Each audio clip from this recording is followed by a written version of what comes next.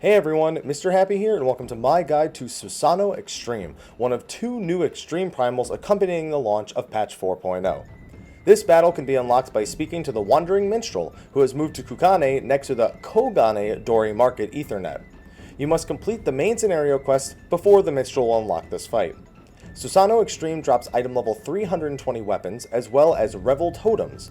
10 Revel Totems can be exchanged for a weapon of your choice from the Primal exchange vendor in Rhalgr's Reach. Susano also drops a mount, a crafting material, and a music sheet, as well as some Verity Tomestones. Susano is broken up into 3 phases, all of which are based on time at our current item level. We may be able to skip some later on. To skip to a specific phase, please use the time skips in the description of the video. This guide also assumes you are somewhat familiar with the normal mode encounter, and comes with a detailed order of Susano's abilities in a Google document in the description as well. Phase 1, Susano will play similarly to the way he did in normal mode.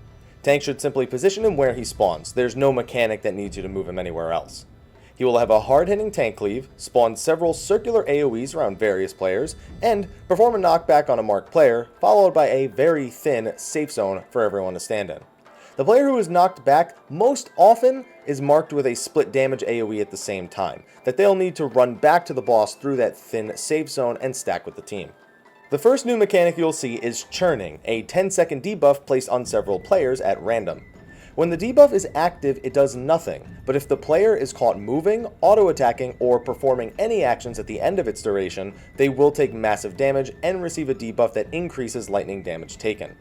The end of the debuff is also noted with a rotating dice marker over your head in the last 3 seconds, so stop moving and sheath your weapon as it approaches the end of its duration. Another thing worth noting is the way the cloud AoEs from normal mode work here in Extreme. At several points throughout the fight, a cloud will appear on the outer edge of the arena, called a Thunderhead. This will be noted in your aggro list, so if you're not sure if there's one up, just take a peek over there. You'll need to do this for a later mechanic anyway. This cloud will fire a line AoE at whoever is currently marked for a mechanic, specifically the knockback here in Phase 1. Whoever has the knockback marker must locate the cloud and do their best to aim it away from the group. Now here are some diagrams to give some examples of cloud positioning. 90% of the time, you just run away from the boss or even straight through the boss past the tank. However, if the cloud is directly in front of or behind you, you'll need to position that line AoE to either of the boss's flanks to ensure it doesn't consume the entire safe zone, like you see happen in a few of the clips in this video. Honestly, of all the mechanics in the entire fight, this is the one that's most likely to kill you, so pay close attention to the cloud positioning. Ultimately, just make sure that there's not a line between Susano, yourself, and the cloud, as that will ultimately create the problem where there is no safe place to stand on the entire arena. After about 85 seconds, Susano will shift into Phase 2. It's possible that with enough DPS there's an earlier phase transition, but in our current gear, I don't think anyone's seen that yet. Phase 2 is also similar to normal mode, with someone picking up the sword off the ground and doing the active time event where they mash buttons in order to deflect the sword. Whoever uses the sword gets a slashing debuff, so we have our main tank take the sword the first time, while our off tank takes it the second time. The tank not currently doing the active time event will have the responsibility of running around the arena intercepting orbs approaching the team. The order of the orbs is always the same, as is marked in this diagram, with orb number 1 on the northeast side, orb number 2 on the east side, orb number 3 on the west side, and orb number 4 on the northwest side, basically spawning clockwise. They do explode, so party members make sure if one gets too close while the tank is grabbing them that you aren't caught in the explosion. While the tanks are handling this, the rest of the party should burn down the sword's HP both time it spawns, while healing through the persistent AoE damage.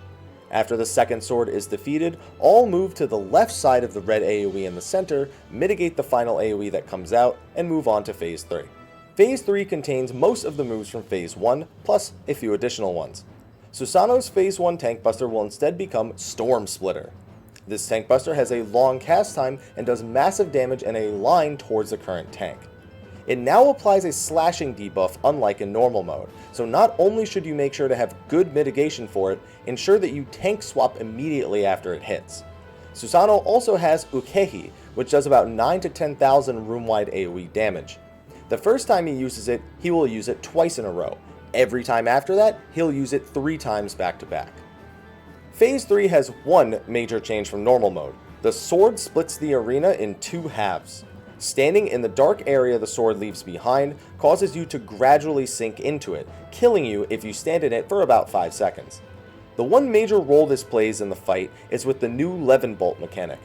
Occasionally, Susano will mark 4 different players with a lightning marker back to back, marking the next player after the previous player's marker has dissipated. When the marker strikes, it will hit the marked player and everyone within the half of the arena they reside in for large damage.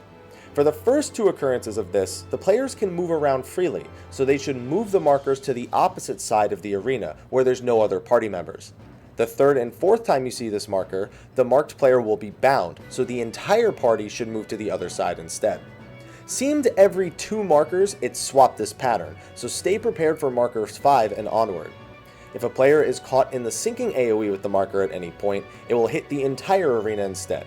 It's not lethal, but it's 20,000 damage you probably don't want everyone taking. Susano also brings back the jail mechanic from normal mode. This time, the jailed player will be locked inside one of 4 jails, and your party must determine the correct one and free the player before they are crushed to death. Don't worry about following them as they swap around or anything complicated like that. The correct jail is always the 4th one on your aggro list. If you don't remember what your aggro list is, just take a look at your user interface and you should be able to find it pretty quick. If you're still having trouble even with that hint, have the marked player mark their own jail as an additional measure.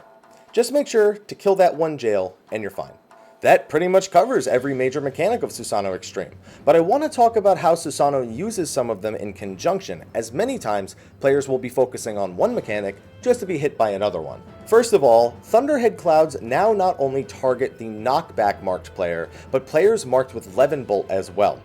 For knockback plus Thunderhead combos, the diagrams that we showed earlier still apply, though with the boss being in a different position, I decided to make some upgraded diagrams for Phase 3, as you're seeing on the screen right now. However, you now also have to keep in mind where they are when you're dropping Levin Bolts.